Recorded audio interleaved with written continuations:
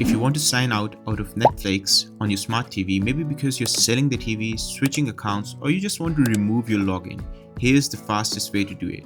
First, open the Netflix app on your smart TV. Now grab your remote using the arrows button, move all the way to the left side menu. Scroll down until you see Get Help. On some TVs, it might say Settings instead.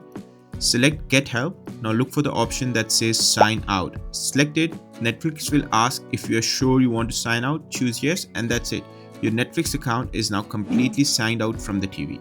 The next time someone opens up Netflix on this device, they'll need to sign in again with the account.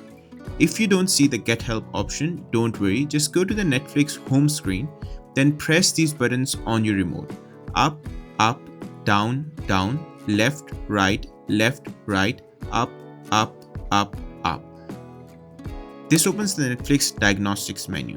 From there, select Sign Out and you're done. If this video helped you, please make sure to hit that like button as it really helps the channel out, and consider subscribing for more videos like this one.